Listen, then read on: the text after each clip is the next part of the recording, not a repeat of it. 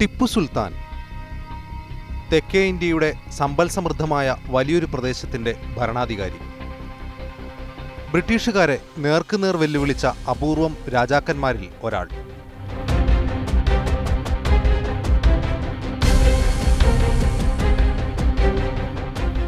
അധിനിവേശത്തിനെതിരായ പോരാട്ടവീര്യത്തിൻ്റെ പ്രതീകങ്ങളായി ഉയർന്നു നിൽക്കുകയാണ് ടിപ്പുവിൻ്റെ കോട്ടകൾ.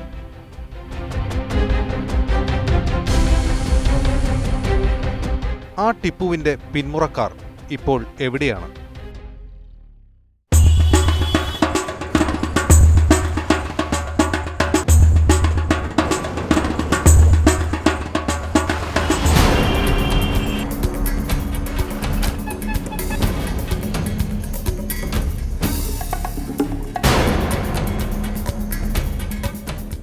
തമന്ന ബേവ, ടിപ്പുവിൻ്റെ മകൻ ഫത്തഹ് ഹൈദറിൻ്റെ പരമ്പരയിലെ 6ാം തലമുറക്കാരൻ സുൽത്താൻ അക്തർ ഷായുടെ വിധവ. തമന്ന ബേവയുടെ താമസം ഇവിടെയാണ്. ഇവർ മാത്രമല്ല, ടിപ്പു സുൽത്താൻ്റെ പരമ്പരയിൽപ്പെട്ടവർ കൊൽക്കത്തയുടെ വിവിധ ഭാഗങ്ങളിലുണ്ട്. കൊട്ടാരങ്ങളില്ലാതെ, പരിവാരങ്ങളില്ലാതെ. മക്കളും ചെറുമക്കളുമടങ്ങുന്ന കുടുംബത്തോടൊപ്പമാണ് തമന്ന ബേവ താമസിക്കുന്നത്. സിഗരറ്റും പാൻ മസാലയും വിൽക്കുന്ന ഈ കടയാണ് വരുമാന മാർഗം. ഇത് ബേവയുടെ 4 മക്കളിൽ മൂത്തയാൾ അൻവർ ഷാ. ഈ റിക്ഷ ചവിട്ടി കിട്ടുന്നത് കൊണ്ട് കഴിഞ്ഞു പോകുന്നു. इनकम है 7 दिन में हमको 100 रुपये इनकम करना है। एक दिन में 100 रुपया से 80-20 रुपया तक चला जाएगा। अब रहेगा कितना? 80 रुपया। 80 रुपया से वैसा कोई किस्म से हमको चलाना होता है। हमारा खर्चा जेब में पॉकेट खर्चा 30 रुपया डेली। कोई किस्म से हमने मैनेज करके हमको चलाना होता है, धार दूर करके हमको चलाना होता है। लेकिन क्या करेगा, हम मजबूर है। नौकरी तो नहीं है, काम धाम तो नहीं है, चोरी तो नहीं किया, तब इससे हम दाल रोटी इसी से कमा के खाते हैं। ഈ റിക്ഷ പോലും സ്വന്തമല്ല. കടം വാങ്ങുന്നത് ചിന്തിക്കാനും കഴിയില്ല.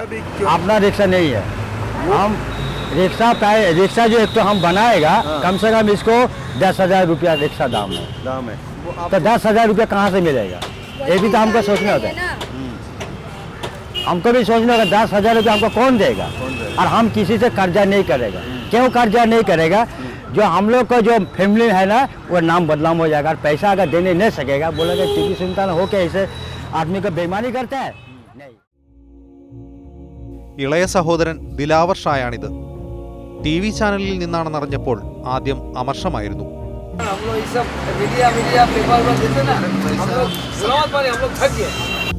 ജീവിക്കാനായി ദിലാവർ ഷാ പല ജോലികളും ചെയ്തു. ഇപ്പോൾ സ്വകാര്യ കമ്പനിയിൽ സെക്യൂരിറ്റി ഗാർഡാണ്. पहले हम रिक्शा चलाते थे, रिक्शा में कमाई घटने लगा। बगल में नवीना हॉल है, इसमें हम टिकट ब्लॉक करें। മറ്റൊരു സഹോദരൻ സൻവർ ഷായ്ക്കും റിക്ഷ തന്നെ ആശ്രയം. പിതാമഹന്റെ പേരിലുള്ള റോഡിലൂടെ റിക്ഷ ചവിട്ടി ജീവിക്കുക. ഒരുപക്ഷെ ഇന്ത്യയിലെ രാജവംശത്തിന്റെ പിന്മുറക്കാരിൽ ഇവർക്ക് മാത്രമാകും ഈ ഖ്യാതി. ്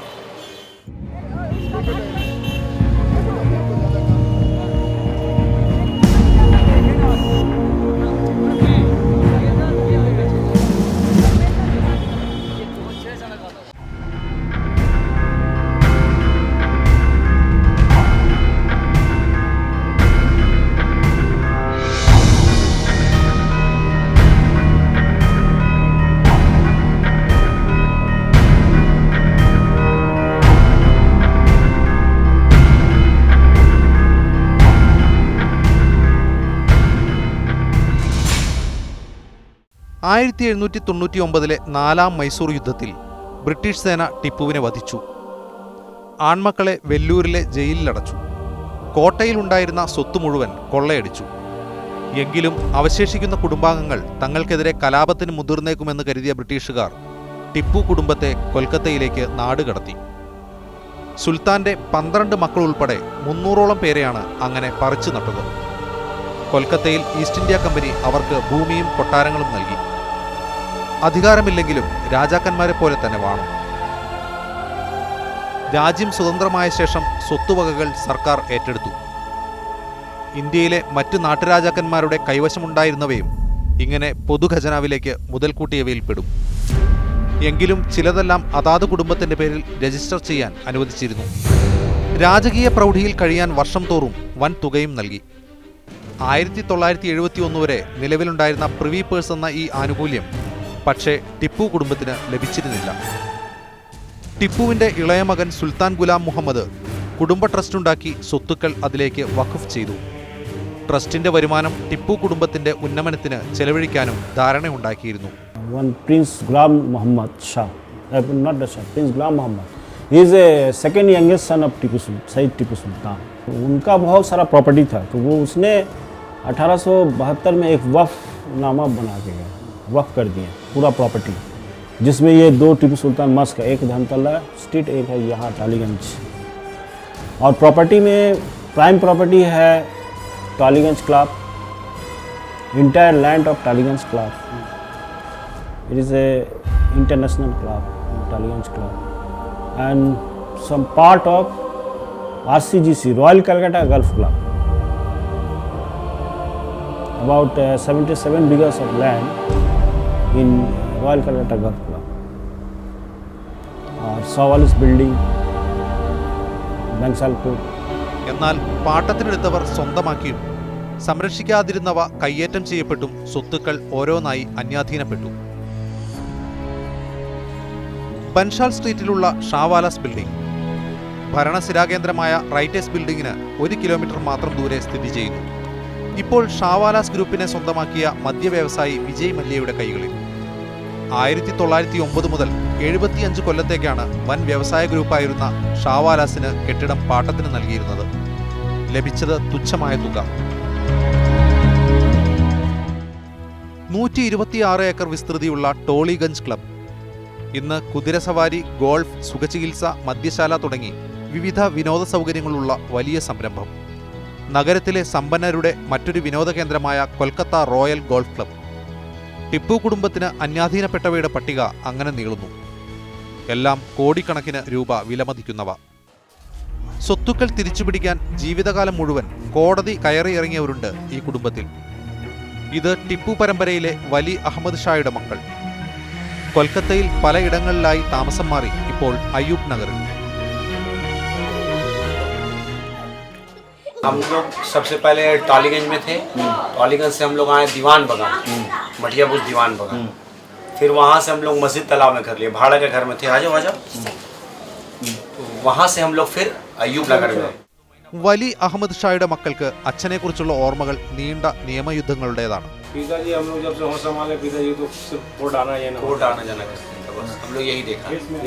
और हम लोग कुछ वो इसके लिए बहुत शायद खूब लड़ी होंगी. जो प्रॉपर्टी वगैरह है, बहुत अच्छा नॉलेज था हमको, बहुत अच्छा दिमाग. लेकिन उसके जमाने में कुछ हुआ नहीं, कुछ नहीं, ऐसे गुजर गया. നിയമയുദ്ധങ്ങൾ ഫലം കാണുന്നതിന് മുമ്പ് കാരണവന്മാർ മരണമടഞ്ഞു. കോടതി വിധി കൊണ്ടുവരുന്ന സൗഭാഗ്യങ്ങൾക്ക് കാത്തിരിക്കാതെ പുതിയ തലമുറ മറ്റു വഴികൾ കണ്ടെത്തി ജീവിതം മുന്നോട്ട് നയിക്കുകയാണ്.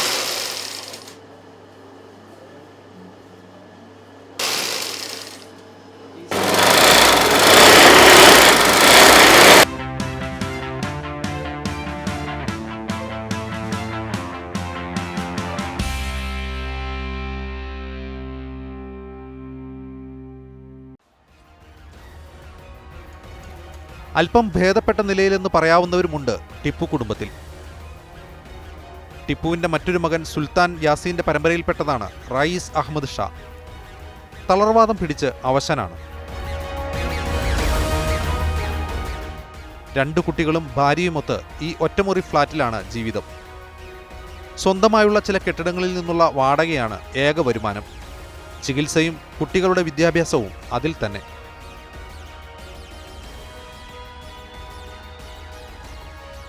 നീണ്ട നിയമയുദ്ധത്തിനൊടുവിൽ ടോളിഗഞ്ച് ക്ലബ് അധികൃതർ ഒത്തുതീർപ്പിന് തയ്യാറായി. 2008 ഷാവാലാസ് ഗ്രൂപ്പും. अभी हम लोग इस कमेटी में आने के बाद सब तीनों डील हुआ है. सावालेस हुआ 6 लाख रुपीस रेंट देते हैं पर मंथ, और 10% एवरी 3 ईयर्स इंक्रीज होगा, और 1 करोड़ रुपया डोनेशन दिए हैं. सावालेस का ये रहा. कोर्ट ने कन्विंस करके, रिक्वेस्ट करके वो 1 लाख रुपया भाड़ा कर दिए, तो टालीगंज क्लब ने मान लिया. जैसे मैं बोला तो आपका भी तो वेलफेयर, इसका ये भी तो वेलफेयर ट्रस्ट है, वफ स्टेट है, तो आप इतना कम, आपका तो इनकम है माशाल्लाह, अच्छा इनकम है, तो अब इनको भी भाड़ा देना पड़ेगा आपको। तो टॉलीगंज क्लब ने उन्होंने मान लिया, 1 लाख रुपया भाड़ा देते हैं और एवरी 3 ईयर्स 12% इंक्रीजमेंट है। और एक ठोरम से हम 35-38 लाख रुपया दिए हैं। रॉयल कलकत्ता को वही, वो भी ग्रीनलैंड है, क्लब है, सोशल वेलफेयर, तो उसका भी 1 लाख रुपया भाड़ा हो गया। वो भी 3 साल के बाद 12% इंक्रीजमेंट है और एक 32 लाख रुपया डोनेशन दिए हैं। എന്നാൽ കുടുംബാംഗങ്ങൾക്ക് എന്തെങ്കിലും നേട്ടമുണ്ടായോ? അർഹതപ്പെട്ടതുപോലും നിർത്തലാക്കിയെന്നാണ് ഇവർ പറയുന്നത്. क्या मिला हमको? कुछ नहीं मिला। जिंदगी में तो रिक्शा चला के इसी जिंदगी में मट्टी में मिटा लिया। इनका भी बच्चा लोग का बंद हो गया था तो चालू हुआ है, अभी हम लोगों का, इस सब बच्चा लोग का सबका बंद है। 4 महीने से फिर कहाँ मिला? 4 महीने का पैसा तो अभी बाकी है, स्कूल में बार बार फोन कर रहा। हम लोगों को मिलता था 1 महीने का देवी, कभी कागज लो, कभी वो कागज लाओ, अपना काम छोड़ के कितना जाएंगे? मालूम है वहाँ जाएंगे तो बच्चा भूखा मर जाएगा। वहाँ बार बार कागज लेके जाएंगे देने के लिए, तब तो बच्चा मेरा भूखा मर जाएगा। इसलिए हम लोग भी चुप रहते हैं, छोड़ देते जाइए। 2009 ടിപ്പു വധിക്കപ്പെട്ടതിന്റെ 200ാം വാർഷികത്തോടനുബന്ധിച്ച് കർണാടക സർക്കാർ ചില വാഗ്ദാനങ്ങൾ നൽകിയിരുന്നു. അവിടുത്തെ വഖഫ് മന്ത്രാലയം നിയോഗിച്ച കമ്മിറ്റി കൊൽക്കത്തയിലെത്തി വിവരങ്ങൾ ശേഖരിക്കുകയും ചെയ്തു. हाँ, वो लोग आए, फोटो खींच के गए, हम लोग बोला, उनसे रिक्वेस्ट किया, वहाँ तो गए, उसके बाद फिर खत्म हो गया, कुछ नहीं हुआ। नंबर तो सब ले गए, मोबाइल नंबर सब, कोई खास फायदा कोई खास कोई खबर नहीं। फायदा कि जिस दिन के जो गए उसके बाद आज तक कोई खबर नहीं। കുടുംബസ്വത്തുക്കൾ അന്യാധീനപ്പെട്ടത് അവരുടെ തന്നെ പിടിപ്പുകേട് മൂലമാകാം. വഞ്ചിക്കപ്പെട്ടതാണെങ്കിലും അവരെ തന്നെ പഴിക്കാം. എന്നാൽ ഒരു കാലഘട്ടത്തിന്റെ അടയാളങ്ങൾ മായ്ച്ചു കളയുന്നതിനെ എങ്ങനെ ന്യായീകരിക്കും?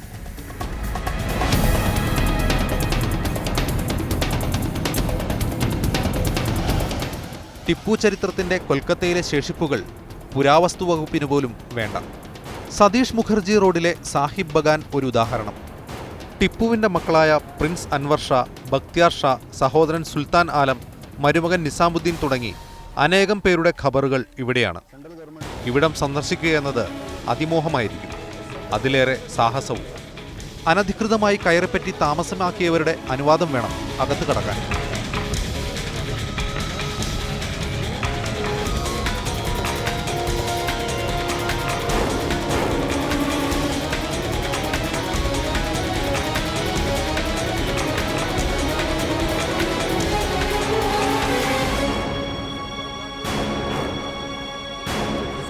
है ना, हाँ, जिसी का हो हम लोग को यहाँ पर आप बोलिए, आपका प्रॉब्लम क्या है, बोलिए।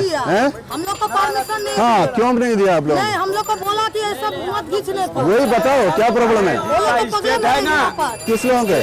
मैसूर फैमिली का है, टीपू सुल्तान का। अच्छा, वो लोग को बोला हुआ है जो हम लोग का पास में पठाएगा। अच्छा, वही तो मैं पूछ रहा हूँ आपको। वो लोहा सर्कुलर रोड में इसका मालिक है। कैमरा बंद करना था, बंद कीजिए ना। मेरा जो बंद करके बात कीजिए ना, आपको जब बोले तो धक्का मार के बात करके कुछ धक्का नहीं बोल। അകത്ത് കടക്കാനുള്ള ഞങ്ങളുടെ ശ്രമം വിജയം കണ്ടില്ല. ये करीब 20-25 साल के अंदर ये हुआ है। तो इसमें गवर्नमेंट का सपोर्ट नहीं बोलेंगे, लेकिन गवर्नमेंट भी नेग्लिजेंसी की वजह से हो रहा है। गवर्नमेंट ने कोई भी गवर्नमेंट की जो अथॉरिटी है वो देखा नहीं। तो अभी वहाँ पूरा एकदम एक मोहल्ला बन गया है, एक बहुत बड़ा मोहल्ला बन गया। तो वहाँ 2-4 गुंडा है, उन लोग उसको कंट्रोल करते हैं। मतलब उन लोग मालिक बन के बैठे हुए हैं उसमें। उन लोग वहाँ से भाड़ा कलेक्शन करते हैं, उन लोग बैठाते हैं सलामी लेकर, और उन लोग सब गवर्नमेंट का अथॉरिटी से मतलब इन्फ्लुएंस करके सब ये सब फैसिलिटी बनाए, उसमें बना के उन लोग अलग एक अपना मोहल्ला बना रहे हैं।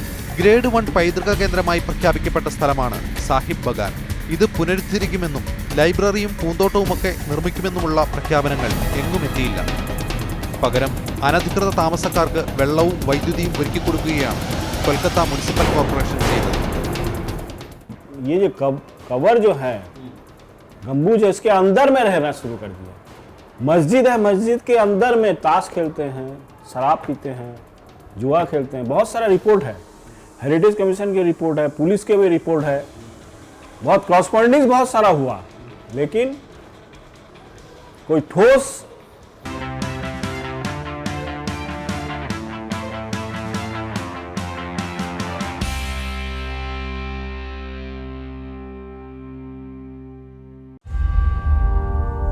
ബംഗാളിൽ വഖഫ് സ്വത്തുക്കൾ വ്യാപക കയ്യേറ്റത്തിന് വിധേയമായിട്ടുണ്ട്. കഴിഞ്ഞ 30 വർഷത്തിനുള്ളിൽ 700ഓളം വഖഫ് സ്വത്തുക്കൾ ഇങ്ങനെ കയ്യേറ്റം ചെയ്യപ്പെട്ടതായി സർക്കാർ നിയോഗിച്ച കമ്മീഷൻ വെളിപ്പെടുത്തി. 1000 കോടി രൂപയുടെ അഴിമതിയാണ് ബംഗാൾ വഖഫ് ബോർഡിൽ നടന്നത്. അതിൽ 500 കോടിയും ടിപ്പു കുടുംബത്തിന്റെ ക്ഷേമത്തിനായി നീക്കിവെച്ചവ. കൊൽക്കത്തയിൽ ടിപ്പുവിന്റെ ഓർമ്മകൾ ബാക്കിയാകുന്ന ഒരിടം ലെനിൻ സരണിയിൽ സ്ഥിതി ചെയ്യുന്ന ഷഹീദ് ടിപ്പു സുൽത്താൻ മസ്ജിദാണ്. 1832 പ്രിൻസ് ഗുലാം മുഹമ്മദാണ് ഈ മസ്ജിദ് പണി കഴിപ്പിച്ചത്. നവീകരണം പോയിട്ട് കൊൽക്കത്ത മെട്രോ നിർമ്മാണത്തിനിടെ സംഭവിച്ച കേടുപാടുകൾ പോലും തീർക്കാൻ നടപടിയുണ്ടായില്ല.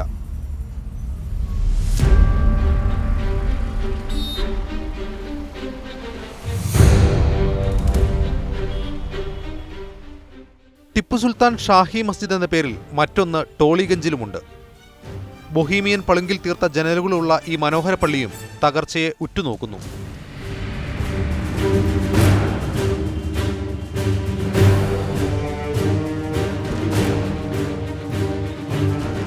ടിപ്പുവിന്റെ 2 മക്കളും കൊച്ചുമക്കളും അന്ത്യവിശ്രമം കൊള്ളുന്നത് ഇവിടെയാണ്.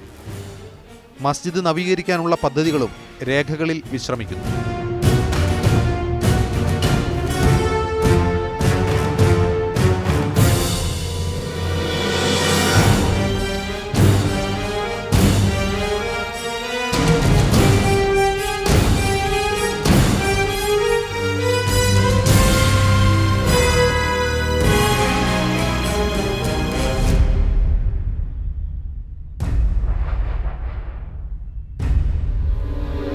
ടിപ്പുവിന്റെ ചരിത്രബാക്കികൾ SP മുഖർജി റോഡിൽ നിന്നും അകത്തേക്ക് കയറുന്ന ഈ വഴിയിൽ അവസാനിക്കുന്നു. റോഡിന് ടിപ്പു സുൽത്താന്റെ പേരാണ്. കഷ്ടിച്ച് 100 മീറ്റർ ദൈർഘ്യം വരും. ടിപ്പു സുൽത്താൻ എന്ന വീരപോരാളിക്ക് നമ്മുടെ നാടിന്റെ ചരിത്രത്തിൽ നൽകിയ ഇടത്തിന് മികച്ച ഉദാഹരണം.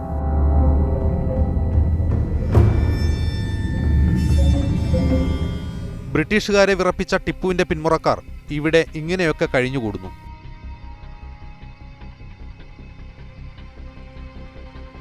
പണവും പദവിയും കൈമോശം വന്നിരിക്കാം, തിരിച്ചുപിടിക്കുക ശ്രമകരവും. എങ്കിലും പെരുമ മറക്കുന്നതെന്തിന്?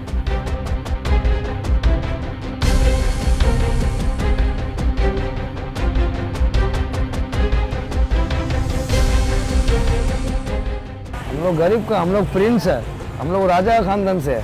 सिर ऊंचा करके चलेंगे, सिर नीचा नहीं करेंगे। जो मर्द होता है तो दर्द नहीं है, दर्द है तो जिगर नहीं है।